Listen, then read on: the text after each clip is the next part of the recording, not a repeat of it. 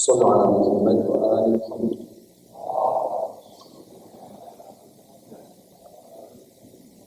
The second time for the love of Imam al-Hassan and Imam al-Hussein. اللهم صل على محمد وآل محمد. The third time for the love of Lady Fatima with the loudest of voices. اللهم صل على محمد وآل محمد.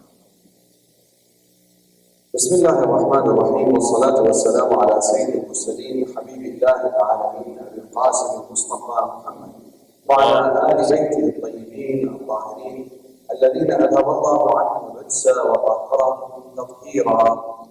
اللهم صل على محمد وآل محمد. واللعنة الدائمة الأبدية على أعدائهم أجمعين من الآن إلى قيام يوم الدين. It is narrated that Amir al-Mu'mineen Salamullahi alayhi stated, "Man arafa nafsa, arafa rabbah." It is reported that Imam Ali, the Prince of the Faithful, stated that he who knows himself knows his Lord. Brothers and sisters, Assalamu alaikum wa rahmatullahi wa barakatuh.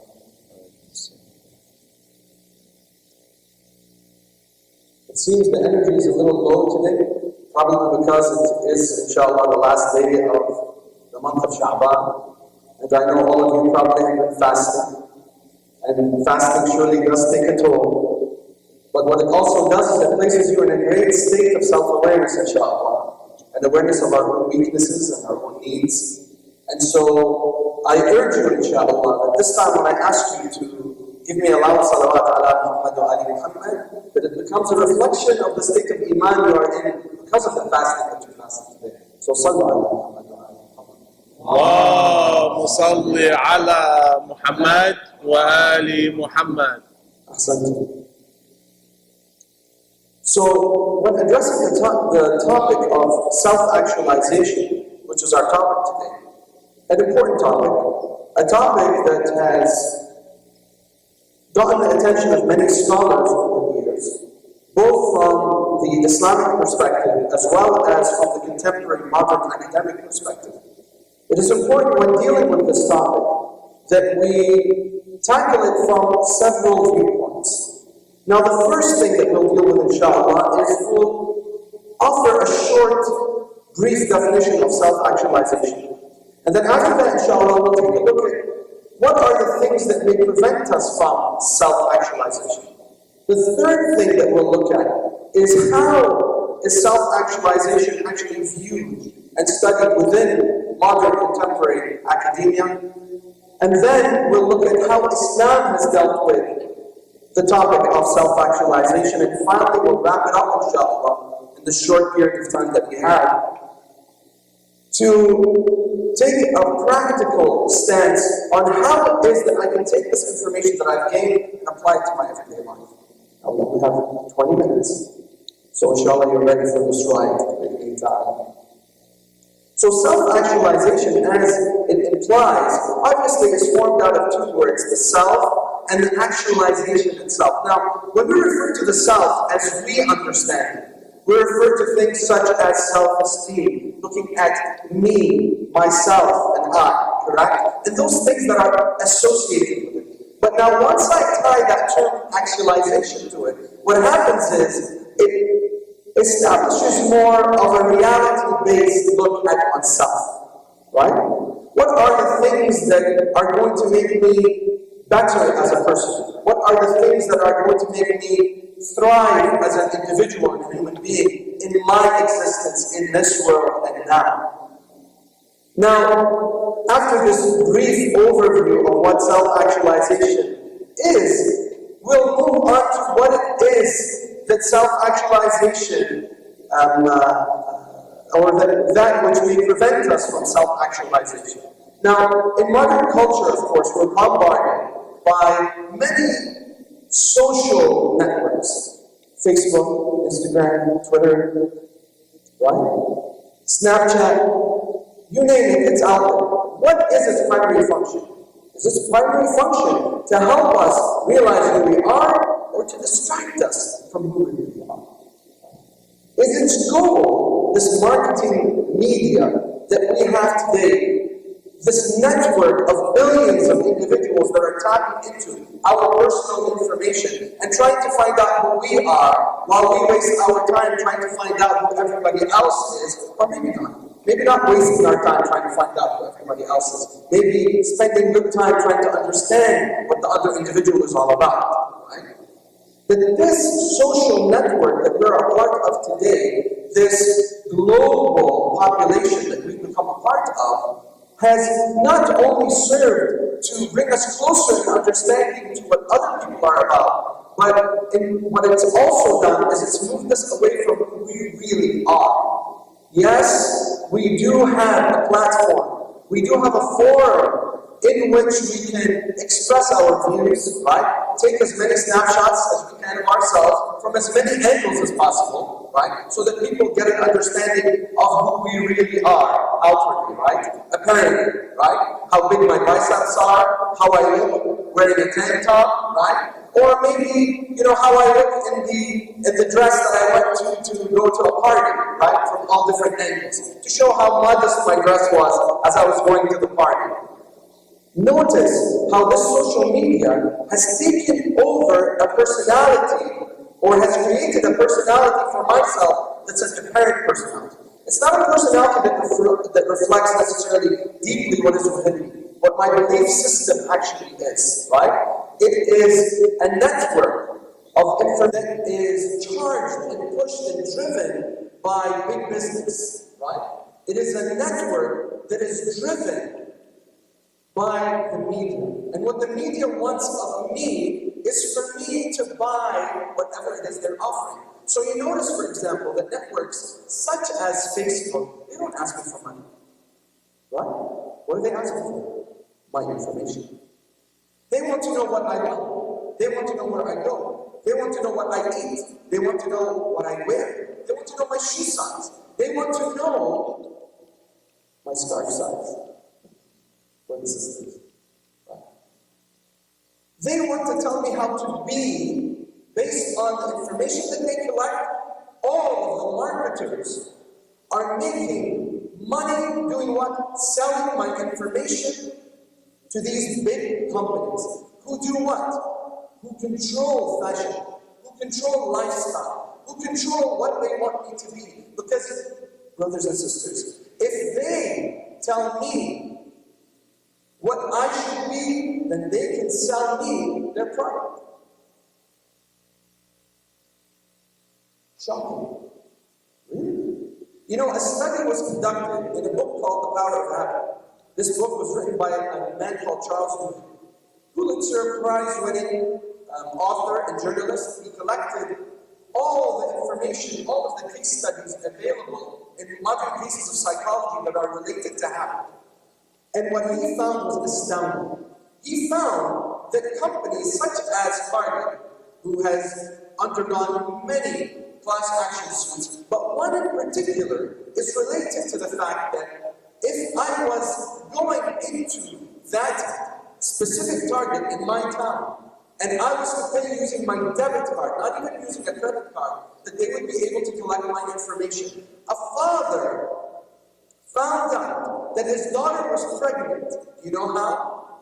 By the mailers that came to his house. Under the name of his daughter, who resided in his house, for diapers, for formula, for baby clothes. And this person would actually start a class action suit against Target for invasion of privacy. He found out that his 16-year-old daughter was pregnant through the mailers that came from Target. This is the power of the information that we carry with us. Marketers want to take this information, and they don't care who you are. They don't care what you believe. What they care about is their status quo, and that is how much money they make. Right? And so, what they project for us is a lifestyle that distracts us from who we really are. So if we're interested in athletics, and we put pictures of our muscles on Facebook, I'm not encouraging you to do this, by the way, right? A conservative Muslim doesn't go out on Facebook and puts pictures of himself at all different angles of his biceps and his triceps and his delts and his. Of course, I'm talking to the brothers, I'm not talking to the sisters here. Right? But what ends up happening is what becomes the point of marketing for these brothers is, ads for ab workouts, ads for gyms, ads for sports clothing, ads for lifestyle, marketing that has to do and products that have to do with their interests. And what ends up happening is, when they see the ESPN, they see the sports, and they see the games, and all they're doing is they're distracted minute after minute and hour after hour with all that information. It distracts them from what is real in their lives, right? They want to be like Kevin Durant. They want to be like Curry, right? They want to be like the latest prize fighter or the MMA fighter or the UFC fighter, right? I haven't spoken about the sisters yet. I'm just picking up about this. Right? What ends up happening is we end up falling into the personality that they want us to be, not necessarily the personality that we shouldn't necessarily have. We end up moving away from who we truly are and falling into who they want us to be. Right? And this is where it becomes extremely dangerous. You say, but Sheikh, what's the harm? There's no harm. It's a little fun, right? It's the way for me to relax, right? It's a way for me to get from the humdrum of every day. Sheikh, I do spend 8 hours a day studying or working, right? From 8 to 4, and then I come back, I have lunch or dinner with my parents for about an hour, if I do see them, if we sit at the same table. And then after that, I spend maybe another 3-4 hours just studying. I spend a third of my lifetime working or studying. I spend another third of my lifetime sleeping 8 hours a day, right? I spend another third of my lifetime between doing homework and between satisfying what my parents want or what my friends want or what society expects of me. Heck, I spend hours sometimes on Facebook and I don't realize it's 2:30 a.m. doing what? Fixing other people's images or checking stuff that might be cool for me to buy. And so you realize that your life is going by, right? Hour after hour, minute after minute, day after day, and year after year. And when it's too late, you say, where did all the time go? I don't even know who I am. I spend so much time looking cool, trying to be pretty, trying to please, right? Trying to live a certain lifestyle that's been dictated upon me by the media. And what ends up happening is I lose all sense of who I am. I don't even know who I am anymore. I stand in front of the mirror. Isn't that what we find in movies today? That there's this search for oneself. Who am I? Right? When you're in high school, you spend so much time doing what? Searching for who you are, trying to find that clique. You want to be part of the popular group, but you're not cool enough. You're not fast enough. You're not athletic enough, right? You're not pretty enough. You're not tall enough. You're not fair enough, right? You spend all your time trying to fit into this cookie cutter that has been imposed upon you. And it's not real. This has been imposed by society. It's been imposed by pop culture. It's been imposed by your friends, and your friends don't know. They're trying to search for who they are. And then you move on to college, and they say college is where you're going to find yourself, right? But you spend so much time trying to either declare your major or trying to get high grades, whether you're studying biology or engineering, so that you can become that Arab engineer or Arab doctor, right? As your parents want you to be, right? You're a good Muslim boy, become a doctor, right? Or a good Muslim girl, become a doctor, right? You spend so much time trying to be what others want you to be that you lose sight of who you are. And once you do become a doctor, you're unsatisfied. Why? Don't get me wrong, I'm not saying don't become doctors or don't become engineers, right? I'm not saying that. What I'm saying is, take the step to sit back, take a deep breath, make a dua that Allah subhanahu wa ta'ala allows you to see the realities of your own existence, so that you don't end up wasting all that time trying to fit into other people's templates and cookie cutters. Right? Once you do that, once you take that step back, once you take that deep breath, once you make that dua for Allah subhanahu wa ta'ala to make you understand who you really are, then and only then will you be able to say, Alhamdulillah. Because when you take a look at the big picture, you realize that there's this system that's been placed to busy me, to keep me distracted away from the realities. And so that third that I really should be spending on myself, Amir al-Mu'mineen, he says, Man arafa nafsah arafa rabbah, right? He who knows himself knows his Lord, as we mentioned. But you know what he also says? He says, a third of your day should be for your work and your living. A third of your day should be for your worship, the worship of your Lord. And a third of your day should be for yourself. And when you do the math, and I sat down and I did the math, I did the hours for the day, and that's what I want you to do. That's your homework for tomorrow. And I want you to approach me after the program tomorrow or today. You all have your cell phones, you can do the math. How many hours am I spending per day studying? How many hours am I spending after I study and on what? And then how many hours am I spending at night? At what time am I going to sleep? How many hours of sleep am I really getting to? Right? How much time am I spending on worship? How much time am I spending on reflection, on contemplation? It really is a mathematical equation. So when Imam Ali sallallahu alayhi mentioned the thirds, 33.3%, a third, 33.3%, a third for your work and living, a third for your Lord and worship, a third for yourself, right? Which includes your family, of course. Once you realize this system, and you compare it to, well, a third of my life goes to sleep, a third of my life goes towards, work, a third of my life, where does that go? What am I doing with that third? You will actually come to find that only, this is not counting weekends, just spreading the time across the week, that you will have an average of about 45 minutes only for yourself during the day, based on the common system that we use today, how we spend our time. The question is, how am I using that 45 minutes? Am I just chilling, chillaxing, right? Or what am I doing?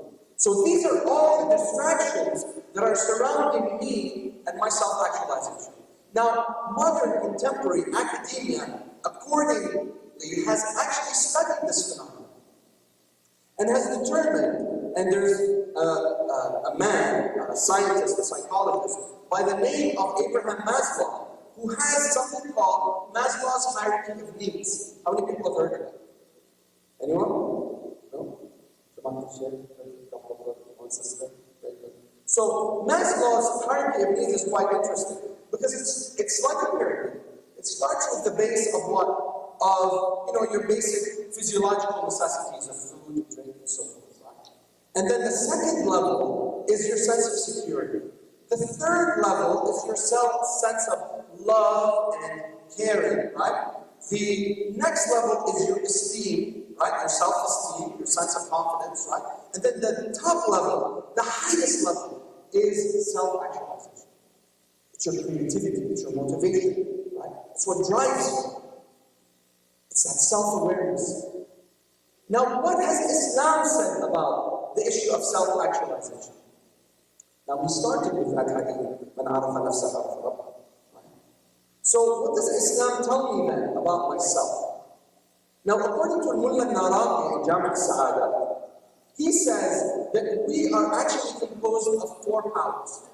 He says that we're composed of the power of the intellect, the power of anger, the power of al-ghadab, the power of imagination, al-quwwa al-khayaliyya, and the power of desire, al-quwwa al-shahawiyya. We have 4 powers that are within us. Now, what's interesting is that the aql itself, the intellect, has really taken the biggest portion of importance within this system of 4 powers. How so? In the book of Al-Kafi, which is one of our 4 main books of hadith, the very first hadith that is mentioned by way of Muhammad ibn Muslim, who narrates by way of Imam Abu Ja'far alayhi salam. What does he say? He says that أول ما خلق الله العقل استنطقه. The first thing that Allah did when He created the intellect is He gave it the ability to speak and to think, right? فقال له أقبل فأقبل. He said to him, come forth, he came forth. ثم قال له أدبر فأدبر. He said to him, come back, and so he came back. As though he was admiring this creation of his, right? And then he says, وَعِزَّتِي وَجَلَالِي. Allah says, He says, by my majesty and my grandeur. He says, مَا خَلَقْتُ خَلْقًا أَعَزُّ عَلَيَّ. I have not created a creation that is more endeared and beloved to me than you. وَمَا أَكْمَلْتُكَ إِلَّا فِي مَنْ أُحِبْ. And neither have I completed you except in those whom I love. So if I want to be of those who Allah loves, then what must I do? I must complete my intellect. I have to work hard on my intellect, on my aql. Then what does he say? He says, فَإِيَّاكَ آمُرْ وَإِيَّاكَ أَنْهَى وَإِيَّاكَ وَعَاقِبْ وَإِيَّاكَ أُثِيبْ. For it is you that I command, and it is you that I prohibit or forbid, and it is you that I reward, and it is you that I punish. So how important is the intellect then in Islam? It is a central focal point for every human existence. And so, it should become the central focal point for me. Now, why is the intellect then so important? In the second hadith, right after in Kitab al-Kafi, it's narrated that Jibreel alayhi salam, once Allah created Adam alayhi salam, Jibreel was sent down by Allah to Adam. And he said to him, Allah has sent me to you with three things, to offer you three things. He said al-aql, intellect. He said shyness, and he said religion. Three things, al-aql, shyness, and religion. So he said, I choose al-aql, I choose intellect. So Gabriel alayhi salam, Jibreel, he says to shyness and religion, he says, go back. But you know what they respond to him? They said to him, Allah subhanahu wa ta'ala commanded us to be with aql wherever it goes. So he said, okay, you stay here then, and I shall go away. Notice, what does that mean? That means if I want to know if one has an intellect or not, then I have to look at their sense of shyness and their religion. If a person is religious, then he should be shy. And that'll be a sign of his great intellect. If a person doesn't have shyness, then that means he doesn't have a good sense of religion, and he certainly doesn't have a high level of intellect. Notice the proportionality, notice the formula that we've been given. So if I want my self-actualization in Islam to be at a level where I can please Allah subhanahu wa ta'ala, or at the very least I can understand who I am and what I'm composed of, then I must understand the intellect. And I must understand that it's associated with my sense of shyness. So I question myself, and then here comes the self-actualization. Self-actualization is about self-contemplation, right? Sitting down with myself. 1 hour of contemplation is equivalent to 70 years of worship. 70. If I sit down and I just focus on who I am, what I'm about, who is Aous? Who is Alex? Who is Anwar, right? Who is Fatima? Who is Muna, right? Who am I? I just sit and I focus. What is it that I'm about? Am I shy? Notice the first questions that I ask. Am I shy? Because if I'm not shy, my goodness, that's a sign that my intellect is not a high one. And my sense of shyness, am I comparing it to what shyness really should be, or what modern culture wants shyness to be? Because modern culture, shyness is not what we believe shyness should be in Islam, right? In modern culture, it's okay for you to prance around, right? It's okay for you to talk to everyone. It's okay for you to speak with a loud voice and to laugh loudly, right? It's okay for you to tell people, just blurt out your CV and what your achievements are and where you've been and what you've done with your life and all that sort of stuff, right? Is that shyness? Is that not the opposite, contradictory to shyness? Is not humility highly associated with shyness? You see? And then if I have that shyness, if I take that as a kind of a springboard, what I'll realize is how much my religion has really affected me inside. Is it just an apparent state of religion, or is it truly a deeply rooted sense of faith that is rooted in shyness? Because you see, the very first level of shyness that I should have is shyness from Allah subhanahu wa ta'ala. That's what Islam believes. And therefore, how am I going to make sure that my shyness is going to be where it should be in relation to Allah? I have to have a strong intellect. And that's what we'll be talking about, inshallah, in the next few nights. That will be our focus in the next few nights, inshallah. I ask that Allah subhanahu wa ta'ala allows us to realize our sense of shyness in these nights. I ask that Allah subhanahu wa ta'ala allows us to, inshallah, see where we stand in His eyes by deeply looking within ourselves in these next few nights. And inshallah, in the next few nights, we will build that intellect.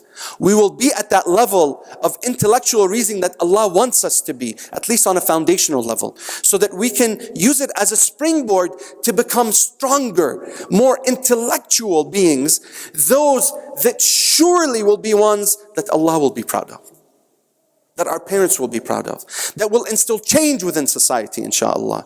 And it all starts with us. Inshallah, tomorrow we'll talk about إِنَّ اللَّهَ لَا يُغَيِّرُ مَا بِقَوْمٍ حَتَّى يُغَيِّرُوا مَا بِأَنفُسِهِمْ. Surely Allah will not change a people until they change that which is within themselves.